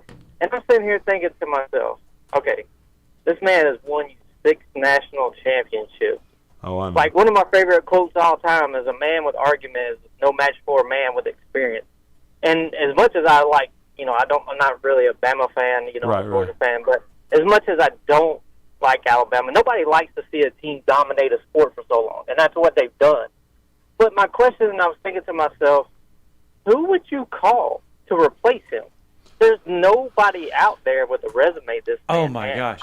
You bring this up. You bring this up, Joey. And it's so funny that you do bring this up because the one name that everybody wanted to talk about Saturday night? Deion Sanders. Yeah, of course. Deion Sanders. The flavor of the week. Yes, all of a sudden, that's an idiot put a story out there saying he'd be the. I'm sitting there thinking, Nick Saban doesn't need to retire. Stop trying to, put him in retirement and hire Deion because and I love what Deion's doing, but he's 2-0 for God's sake. He's not 22-0. I mean, and let's not forget Terry Bowden of all people didn't lose a game for nearly 2 years. Okay.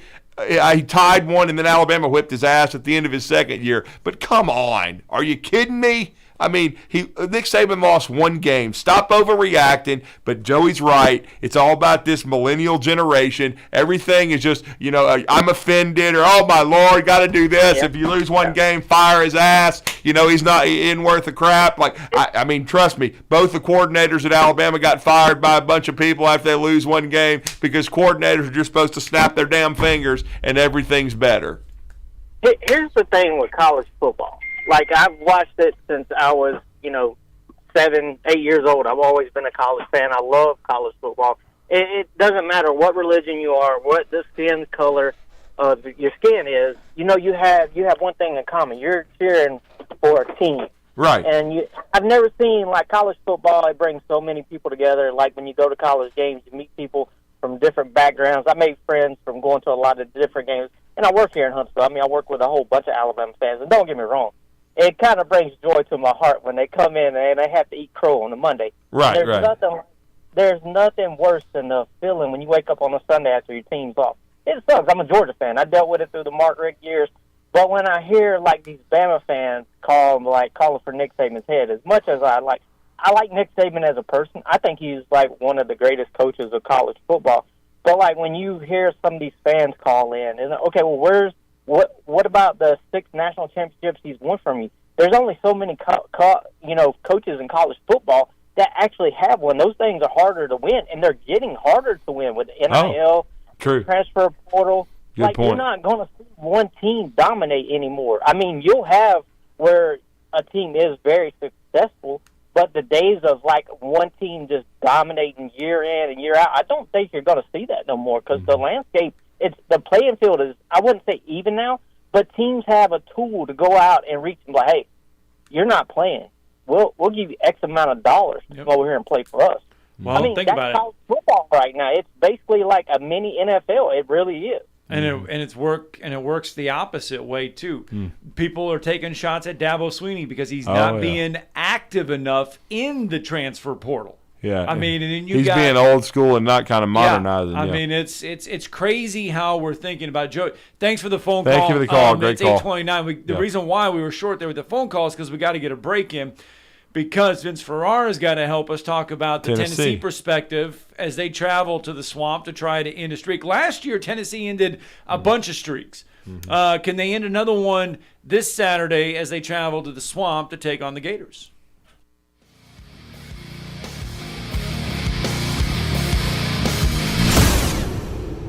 You're listening to Talkin' Ball on 97.7 ESPN The Zone. From the Fox 54 Weather Center, I'm Chief Meteorologist Jordan Dressman. A partly sunny to mostly cloudy sky this afternoon. Scattered showers and thunderstorms are going to be in the forecast, primarily once we get beyond the lunch hour. Otherwise, temperatures climbing into the upper 80s and lower 90s, dropping into the mid-60s through the overnight. The partly sunny sky on Wednesday. An isolated shower can't be ruled out. Otherwise, it is going to be much cooler on the backside of a cold front. Temperatures climbing into the mid and upper 80s, dropping into the mid and upper 50s as we head into the earliest hours of Thursday morning. Going to be a beautiful morning commute on Thursday. A partly sunny sky on Thursday afternoon. Temperatures only climbing into the low and mid 80s. I'm Chief Meteorologist Jordan Dressman on your home for ESPN Radio, 97.7 ESPN The Zone. At a report of a wreck on the Parkway near Holmes Avenue, it looks like, though, north and southbound traffic through that area is moving okay. Had a wreck at County Line in Production, no injury reported. 431 northbound at Cove Creek, also reported as a no injury. They did have an injury 565 eastbound at County Line, also on 72 at Uptown Drive, that's west of Hughes Road. No hose, no mask. You can ask Dr. Sandman, that's Dr. Sandlin, for the medically proven benefits of the Somnodent for sleep apnea and for snoring. Dr. Sandlin, 350-CARE. Captain Nick in the 72 and Jeff Popeye Skywatch Traffic Center. Tom Luganbill here for my friends at Woody Anderson Ford. Bobby White and his team take great pride in their service department, and you can see it the moment you walk into those beautiful new service lanes. And just like a championship team, they all work together to make sure your experience is second to none, whether you drive a Ford or not. Also, check out the gold certified pre-owned inventory at Woody Anderson Ford for great deals every day.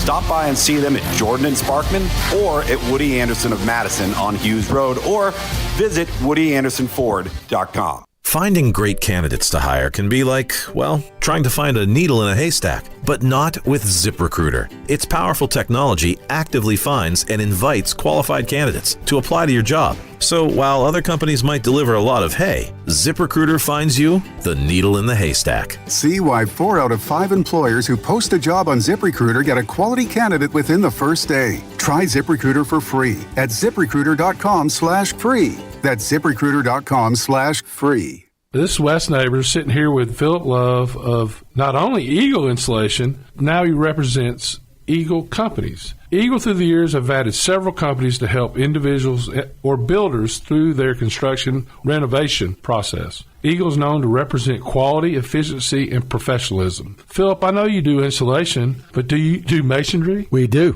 Do you do grading, erosion control, and dirt hauled off? We do. Do you do after paint, which includes shower doors, mirrors, shelving blinds, and bath hardware? Yes, we do, Wes. Do you do landscaping and irrigation? Yes, we do. So basically, Eagle can help you all along your process of building your house or doing renovations. So do you do plumbing? We do not, Wes, but we can find somebody to do it. Just give them time. They'll be there. Anyway, call Eagle Insulation at 256-755-1556. Eagle saves you time. Eagle saves you money. Call Eagle today. Thanks, Wes. Tom Abraham here from my friend Brian Hamaker and his team at North Alabama Mortgage. Look, buying a home is the biggest purchase you will make in your life, and it can be a bit intimidating, so you want people that can help walk you through the mortgage process and get you the best deal possible. That's what North Alabama Mortgage does, and they do it in Alabama, Tennessee, and Florida, from first-time purchases to refis, conventional, VA, FHA, and USDA loans. They have the solution at North Alabama Mortgage. Visit NorthAlabamaMortgage.com to learn more. That's NorthAlabamaMortgage.com.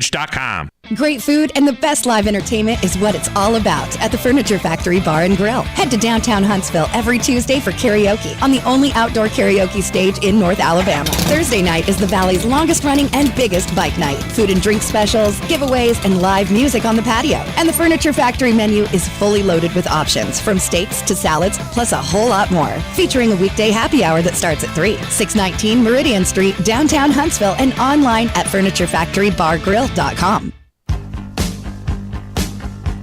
All right, welcome back. Talking Ball 97.7 ESPN The Zone.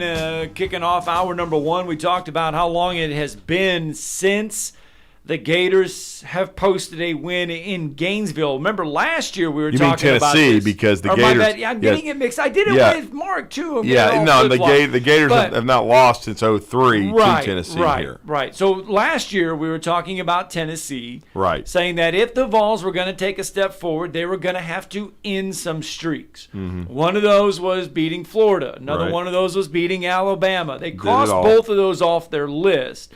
They didn't get the Georgia game last year. No, now, that was it. This year, the same can be said if Tennessee again wants to continue to climb the ladder, they got to end some streaks. Another one of those streaks is winning in Gainesville, which they have not done. Well, they've not done that, as we mentioned before, since 2003. Mm-hmm. Yeah, and we're going to talk Tennessee with our next guest. He's just come off his morning show, which is, of course, 5 to 8 Central Time, 6 to 9 Eastern with John Wilkerson, Sports Talk co-host with Sports Radio WNML, the Sports Animal, and that's Vince Ferrara. Vince, I hope you've had a good early college football and NFL season. How are you? Yeah, I'm good. The wake-up time thought sounds much worse when you're telling me in Central Time. Eastern. I did experience that in Nashville at SEC Football Media Day. Right. Those were real at 5 a.m., man, and trying to wake up like 3:30 or 4 o'clock. Hey, I saw you hitting the coffee, man. You're a brave soul. I mean, it's a must here for sure. But I'm good. Hope you guys are doing well, and always nice to talk to you guys. Yeah, no doubt. And we already had a Tennessee caller, Strawberry, called in first hour, and he was talking about the Austin Peay game and really the first 2 games for Tennessee. And he wasn't concerned, though, with the Austin Peay game, even though they were trailing in the second quarter. He said that to him it looked like Tennessee was working on some things. And I said, well, I've seen Coach Saban do that where you have a decided talent advantage and you're working on lineups and combinations. What was your thought as you analyzed the Vols' 30-13 win over the Governors? I wouldn't just slap that label on it. I think that's too simplistic. I'm not saying that it's not true. Right. I'm pretty confident that they did hold some things back, but they weren't dropping the ball in order to work on that. Mm-hmm. So that wasn't Austin Peay. That was concentration and timing with the quarterback. They didn't take a single deep shot down the field. Now you could say, well, maybe that is what they're holding back on. But, I mean, they did it against lesser competition last year, and they didn't think twice about it, and they still delivered against bigger opponents. So what are you really hiding by taking deep shots down the field and showing that you can execute those things, which were question marks for you with a new quarterback, receivers with elevated roles, new receiver in Dante Thornton, still some young players there, a new tight end in your room, a transfer from Cal Davis. So I don't know that that's the case. I just think that they have not been sharp and in sync in their passing game, and teams are playing a lot of drop 8 against them. Virginia did it in the first game. Tennessee, now, they had a deep shot that Ramel Keaton dropped that maybe every throw after that is different if he hangs on to it. Beautiful ball, like 63 in the air, easy from Milton. And they didn't even try with anything down the field against Austin Peay. And a lot of short passing game. Milton had a slow start offensively. He missed on some throws. Now, it's not always the QB. You guys know this. Right. It's not always the QB when a throw is like at the back hip of a receiver. People go, you throw it behind him. Well, sometimes you don't want to run your receiver into the DB or the safety coming over. So sometimes those are intentional, and you need your receivers to make those catches. And the way Joe Milton has operated, he's been conservative with the football. Like, he'd rather trust his guys to grab it maybe a little bit behind them on their back hip versus leading them into a potential pick or a big hit. So the game was not to their standards, especially offensively, and they didn't. It's amazing. Like all the calls we took, not all of them, but a lot of calls we took during the week was, when do you think they'll get Nico into the game? How long do you think Nico Diamaliava will be in the game? It's amazing. They didn't even get him in the game. They couldn't because they didn't separate from Austin Peay. To me, there is no way not playing very many young players was the plan because they were trying to keep it vanilla against Austin Peay. So that's not the overriding factor. They just weren't sharp, and Austin Peay was ready and motivated and did some strange things that UT just took some time to adjust to. You bring up Joe Milton. How would you assess then through 2 games? You kind of led in there a little bit to Joe Milton. Do you think he's playing a little tentative, trying not to make mistakes, whereas his first couple starts that he had before the Hendon Hooker era, that he was kind of just letting it fly? Now he's trying to not make a mistake so much? He has been really good about protecting the football. His streak, I think, is over 300 passes or close to it without an interception. Going back to when he was at Michigan, I mean, that's how well he protects the football. And I can only remember really one throw where he's even put the ball in harm's way, and that was he didn't see a safety cutting underneath against Virginia. So he has been conservative. Now, he's going through his progressions, but if you're really conservative, sometimes you are speeding through those progressions maybe too quick and not waiting those out, and you got to make those split-second decisions. And then another thing he's kind of done is he has reverted to the fastball a little bit more when we had seen improvements in his game, and having some of those change-ups, as guys have called it, to where he's not firing at full speed on those short to intermediate routes, especially in the middle of the field. So maybe that's led to a few drops here and there. This shouldn't, with the work that they've put in practice, but so I think it is maybe he's just getting really excited and being the guy. Maybe he's putting too much pressure on himself. They did have sort of a leaders meeting where they addressed the team, and not in a negative way, but to say Milton basically put it on him and said, "Look, it's on me. We're going to be better, and we're going to get this improved," because the game wasn't to their standards. And I like Milton taking that accountability. Now, him taking that accountability, would that add more pressure to himself? We'll see. But I've thought, and I still do, that he would have a terrific year, even if he wasn't Hendon Hooker. But I do think he has not been as sharp as I expected him to. Still making good decisions, protecting the ball, seeing things with his progressions, but just need to execute a little bit better, and he needs some guys to help him also. Well, and we're talking to Vince Ferrara, Sports Radio WNML, but I would also say, though, there's been balance. The running game has been good for Tennessee. I know the opponents haven't been great, but Jalen Wright, they've got to have a three-headed monster, though, running the ball. Yeah, Jalen Wright, I was looking for the numbers before you guys called me because I totaled him up for the last 3 games.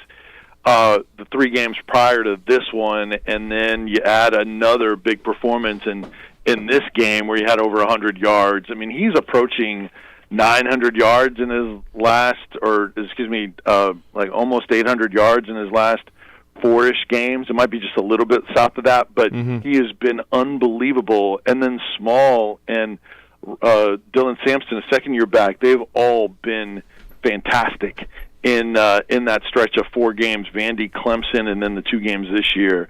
It is a 3-headed committee. They call it 3-headed monster here. And it's really saved their backside because teams aren't they're giving them a light box, and Joe Milton is making those right decisions to run the ball. They just haven't been able to have the pass game complement them other than the short passing game. So once you get the deep shots and you make teams pay, and then they're truly worried about the deep ball, and then you're going to be even more effective with the ground game. Right now, they need that ground game to have teams decide, all right, we're going to stop the run, and then you take those shots over the top and make them. So that's the big thing coming into this game is Tennessee's run game has been so good that does Florida, who typically does not play that soft drop 8. They're a man team. They will be aggressive and blitz you with that defense. But the success has been, strangely enough, in dropping back and giving up some runs, which also uses clock and shortens the game, and not give up those deep balls. So whereas Florida may look at it as, hey, Joe Milton hasn't shown us he can, or Tennessee hasn't shown us they can hit those deep shots, so we're going to stop the run, which has been Tennessee's strength in the first 2 games, and see if Joe Milton can beat us. We'll see what approach Florida takes. It is a very interesting X's and O's a part of this game and what Florida tries to do and what Tennessee does in reaction to it and if they have the answers. Defensively, Tennessee has been very good 7 this year. sacks Yeah, last leads the nation in tackles per loss per game. They're tied for first with Nebraska in sacks per game. They've been getting to the quarterback for the first 2 games.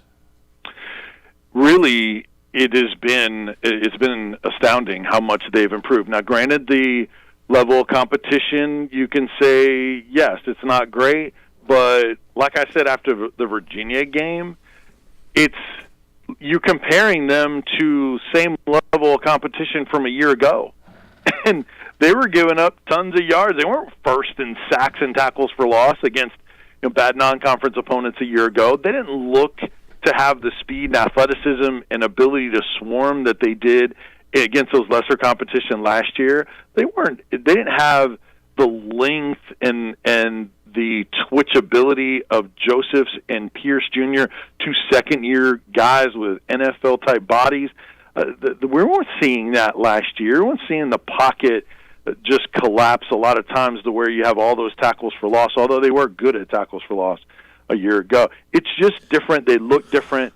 Aaron Beasley's playing at a All-American level. What a turnaround for that kid from like 2 to 3 years ago.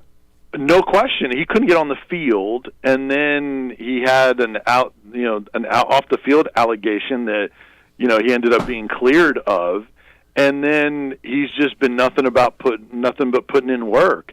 Now he starts at the wheel, and Keenan Peely, his side man, those two were awesome together in the Virginia game. Peely's out for a while, and now they have a second-year guy stepping in, Elijah Herring. But then also when they get in a young freshman in Arion Carter, who's a crazy athlete, he slides over to the Mike. So he's playing Will, he's playing Mike, and he's doing both of them at a high level, moving guys, blitzing, 5 tackles for loss, 2 sacks, 9 tackles in the game, and then leadership and aggressiveness. I couldn't believe he wasn't on any of the all preseason teams going in, and he has absolutely delivered at big-time levels. So they're getting the pass rush, they're getting the swarming of the football. Their back end hasn't been exposed because of the pressure on the quarterback as much. They're not perfect, but that's still probably the area that's a little bit TBD. Once they get into high-level competition, or if they can't get home to the quarterback against some better offensive lines will we see that back end get exposed? But at least you bring more to the table to sort of offset and prevent some of those horrific games that plagued them at times last year, like that South Carolina game you guys referenced. And then finally, Vince, I mean, what would this mean? This is another step for this Vol program under Josh Heupel to end this streak in the swamp.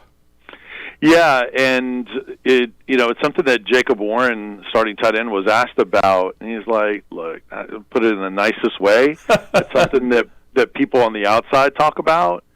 Now, maybe that's just saying, hey, we're just concentrating one game at a time. We're not worried about it. I would imagine that maybe coaches might whisper in the ears of some guys during the week. You know how it is. That stuff doesn't matter on game day, but it matters during the week, perhaps, where you're trying to motivate guys through a rough practice when they're sore and you're trying to get better. But they shouldn't dwell on it. Those guys weren't here. It's 9 games since 2003. I mean, those guys weren't around for that. That doesn't hurt them like it does the fans. It is definitely something for the fans and us that cover the teams and the media to talk about. It's not the same for them. Doesn't mean they won't use it as an edge, because you guys know athletes will use anything for an edge, whether it bothers them or not, or if it's fake or real. They're going to use it, and I imagine that it will be used quietly behind closed doors this week. And you're right, it would be another box checked. And Alabama's there, same thing, 2003 in Tuscaloosa. So they've checked off a number of boxes, and those are still hanging out there. But at least it gives you, for Tennessee fans, gives them hope that they can do it, because they've done some of those things already. They have. Well, great stuff, Vince. Let everybody know how to follow you. It's going to be a great atmosphere in the swamp, and I know you guys will have full coverage. No doubt. I think special teams can play a big role in this game, too. Tennessee's fourth in punt return average. D. Williams, as good as it gets in the country, and Florida, a little suspect on special teams, so that could be a difference. You can find all of our coverage at 991thesportsanimal.com. Have blogs on the website there, see recaps and so much more. All of our press conference stuff if you want to take a look at what Tennessee is saying about the Florida week. And then also you can follow me on Twitter and all the socials at Vince Sports, VINC Sports on Instagram, YouTube, Facebook, all that kind of, and X and all that kind of fun stuff. Thanks, man. We appreciate it. Thanks, Vince. All right, guys. Great to talk to you as always. I got to get that break in. Going to wrap it up next. Your tomorrow's headlines come your way.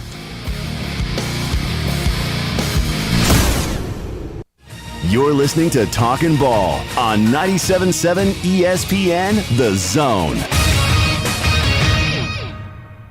We're beginning to wind things down a bit. We got a couple of wrecks we're trying to clear. County Line and Production may still be working. 565 eastbound at County Line should be pretty well wrapping up. Old Highway 20 at Greenbrier should be long gone. I haven't heard an update on that one lately. Expert heart care backed by advanced technology. When you need cardiac care, you need the heart doctor. Dr. Randall Burns and the team at Huntsville Heart Specialist on Bob Wallace Avenue.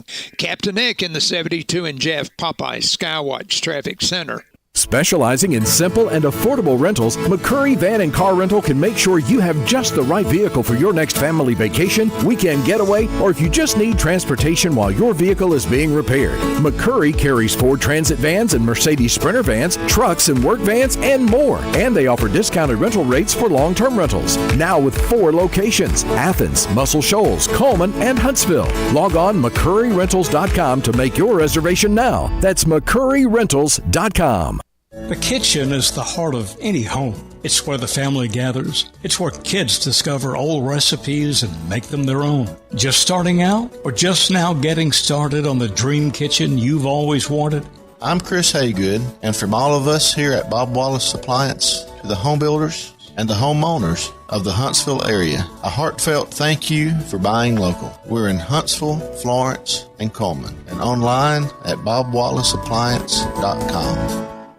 If you work in a dangerous or logistically intense industry, you know good training can be a challenge. There are training costs, safety concerns, and difficulty replicating real-world scenarios. There's a better way used right now in the Army and in all our armed services to better prepare our heroes, and it's available to you in your organizations. Higher Echelon's Game Development Team is revolutionizing learning in military training, dangerous industry, STEM, and sports performance domains with cutting-edge virtual training that immerses you in lifelike scenarios without the cost and safety concerns for trainees. With Higher Echelon's game-based training, you'll experience realistic simulations, precision accuracy, and unparalleled safety. Higher Echelon founder Dr. Joe Ross is retired Army who played and later coached for the cadets and puts that experience to use. His team has been building cutting-edge virtual training environments for soldiers and clients for a decade.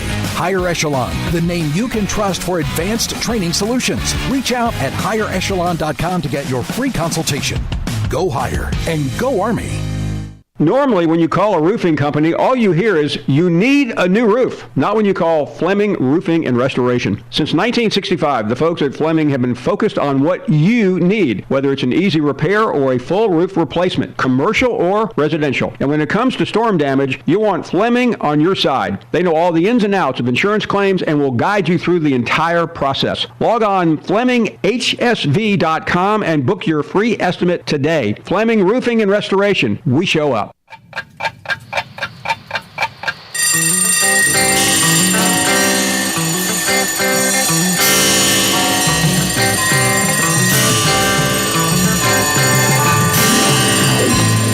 It's time for tomorrow's headlines today with Scott Tyson and Drew DeArmond on 97.7 ESPN The Zone. There you go. Welcome back in. Talking Ball, 97.7 ESPN The Zone. Short time to get through your tomorrow's headlines today.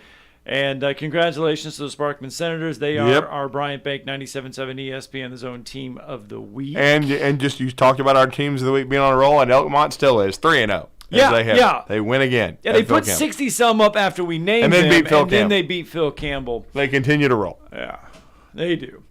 Short time left. Hey, the Atlanta Braves, what happened 50 homers. 50 homers for Matty O. They split a doubleheader. You know, Kimbrel got his 23rd save in the second one, but the Braves' magic number continues to shrink. They've almost got the division clinched. They've already got a playoff berth clinched. 50 homers and nearly 130 RBIs for Matt Olson. He's just one homer away from tying the great Andruw Jones for the team record. Braves, the only team in the majors to have clinched a playoff berth. And four homers away for Ronald Acuna from being the first 40-60 guy in the history of baseball. My Cubs are still 2 games up in a playoff spot. So yeah, they're still they still got a shot. 78 and 67. We're only 3 games back of the Brewers. Still got a shot to win the division. With the Brewers left. And that's at the end of the year. Yeah, the end of the year. Yeah, the last series is against the Brewers. So there you go. The Cubs have a shot. And by the way, your Mets are only one game away from the loss column of the Yankees are under 500. The Yankees are under 500. The Yankees are under 500. Yes, they Piss on them. All right, there you go. That was 120 minutes of fun right there. A Tuesday fun. Great show. Thanks to all the callers. Thanks to Mark McLeod, Vince Ferrara. We got a lot accomplished. We still got a lot to accomplish. We got Grady tomorrow. We do. He lost that game, so it will be interesting. We got to get Grady. Got to get Grady energized. He's playing tackle football now, though. I know. He was playing wide receiver and corner flag football when we first started with him. Now he's playing tackle football. Playing both ways. Grady the Greek will kick us off tomorrow morning on our Wednesday edition, Talking Ball 97.7 ESPN Zone. Welcome back. Stan McDonald from the Stanton Law Firm. I had lunch with Lewis just recently and with a client of ours, a mutual client, and great to hear all the good things going